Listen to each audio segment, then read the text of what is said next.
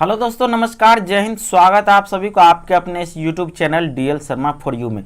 दोस्तों आज जो हम लोग सीखने जा रहे हैं वो है कंपाउंड इंटरेस्ट, चक्रवृद्धि ब्याज। इससे रिलेटेड स्टूडेंट को बहुत सारा दिक्कत होता है कि ये चक्रवृद्धि ब्याज, साधारण ब्याज क्या होता है। तो हम आपको इस पर प्रकाश डालते हैं, एक एक छोटी छोटी बातों को समझाते हैं कि ये क्या होता है। सबसे पहले देखिए दोस्तों कि कोई क्या करता है तो 20,000 रुपया लेता है और 5% वार्षिक ब्याज की दर चल रही है और 3 वर्षों में पूछा जा रहा है कि चक्रवृद्धि ब्याज जो निकल के आएगा वो क्या आएगा।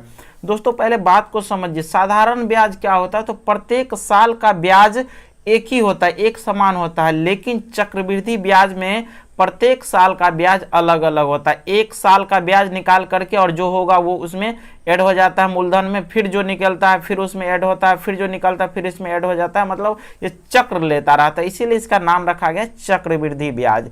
सबसे पहले छोटी बात, सबसे पहले जानते हैं दोस्तों, बचपन से आप लोग एक फॉर्मूला पढ़े होंगे, ये ए बराबर जो फॉर्मूला होता है P इंटू 1 प्लस R बट्टे 100 के पावर में T।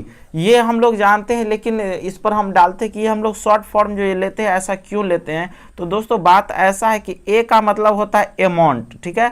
अमाउंट होता है जिसको हम लोग बोलते हैं मिश्र धन। बात को समझिएगा दोस्तों, इसीलिए वहां पर इंग्लिश में स्मॉल में दिया रहता है। पी का जो वैल्यू होता है इसका मतलब प्रिंसिपल, ठीक है। प्रिंसिपल मतलब होता है मूलधन, ठीक है। फिर आर जो आप लोग देखते हैं, आर का मतलब होता है रेट। रेट मतलब सब जानते हैं होता है दर, और टी मतलब टाइम तो होता ही है दोस्तों, ठीक है। टी मतलब टाइम मतलब समय, ठीक है। इसीलिए ऐसे ये शॉर्ट फॉर्म का यूज किया जाता है, टी मतलब टाइम, ठीक है।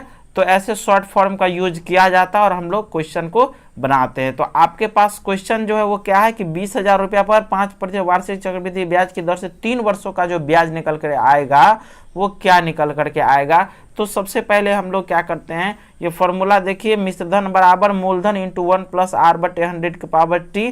लेकिन इसी में डायरेक्ट यदि आपको कोई CI मांग रहा है, CI, ठीक है दोस्तों, CI का मतलब होता है कंपाउंड इंटरेस्ट, इसको शॉर्ट में ऐसे लिखा जाता है। तो उसी जगह जो फॉर्मूला तब बन करके आएगा, ठीक है, वो क्या निकल करके आएगा, तब ऐसे P को डालना होता है और तब ये ऐसे डालना 1 प्लस R बटे 100 के पावर में T डाल दीजिए और तब यहाँ पर -1 डालना नेसेसरी है।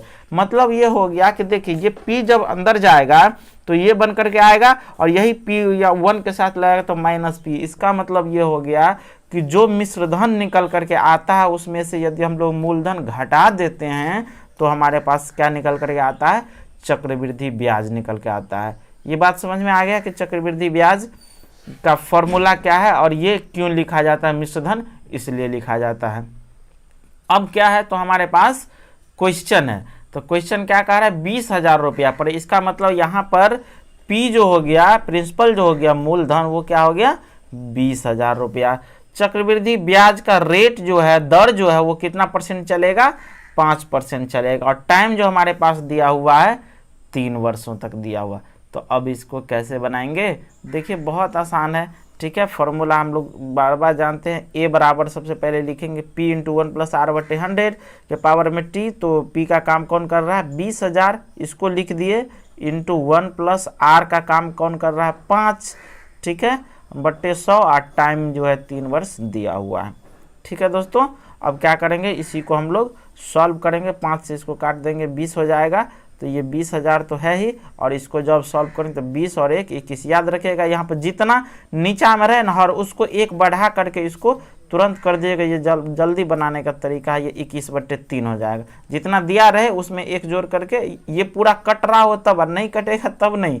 ये नहीं कि ये नहीं कटे, मतलब ये भिंजोर हुआ 20 और 1 मिल करके 21 हुआ है, ये कट रहा है, पूरा कट रहा है तब। यदि नहीं कटेगा तो भिंजोर करना है, सीधी सी बात है।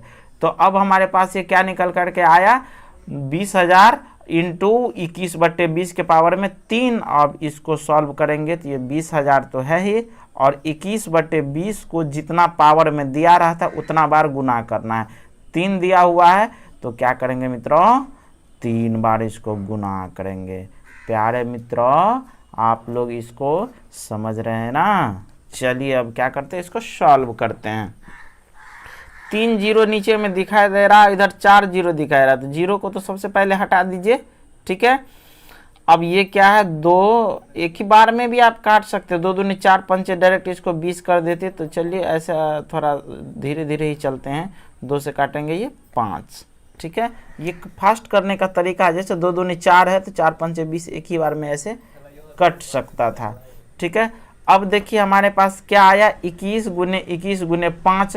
तो सबको क्या करना है, मल्टीप्लाई कर देना है, और उसमें फिर नीचे में 2 भी बचा हुआ, तो 21 और 21 को गुना करते हैं दोस्तों, तो ये तो 441 होता है, और 21 और 5 को गुना करते हैं तो 105 होता है। तो इसको क्या करेंगे, ऐसे गुना कर देंगे, ठीक है। और तो आप लोग इसको जो है डायरेक्ट मल्टीपल करना जानते हैं, नहीं जानते हैं तो सीख लीजिए, हम आपको बता रहे हैं। पहले क्या करेंगे, इसको इसके साथ करेंगे तो 5 का 5 हो गया, इसको इसके साथ करेंगे और इसको इसके साथ करेंगे और जोड़ देंगे, 5 चौका 20, और ये क्या है कि ये क्या आ जाएगा, 0 ही रहेगा, तो 5 चौका 20, अब तो 20 का आप 0 रखिए और 2 हमारे पास बच गया, ठीक है। अब क्या करेंगे, इसको इसके साथ, इसको इसके साथ, तो इसको इसके साथ, 5 चौका 20 और 1 मिल करके 21, और इसको तो 0 करेगा, 5 चौका 20 और 21, और 2 जो ये बचा था, तो 21 और 2 कितना हो गया, 23, 2 बच गया, ठीक है। अब क्या करेंगे, इसको करेंगे तो ये 0 हो गया, और 4 और 2 जो मिला था ये 6, और 4 को 1 से गुना करेंगे तो 4, ये गुना कितना निकल करके आया, तो इतना।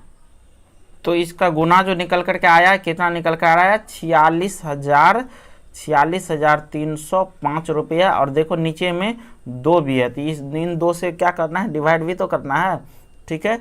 तो क्या करेंगे, इससे यदि हम लोग इसको डिवाइड करते, 2 दूनी 4, 2 तिया 6, 2 एका 2, 1 निकल के 2 पंचे 10, और ये 2 दूनी 4, 1 निकल के आया, दशमलव देंगे 10, 2 पंचे 10। देखिए दोस्तों ये 23,152 रुपया निकल करके आया, 0.5 मतलब 50 पैसे, 23,152 रुपया 50 पैसा निकल कर आया, 3 वर्षों का चक्रवृद्धि ब्याज।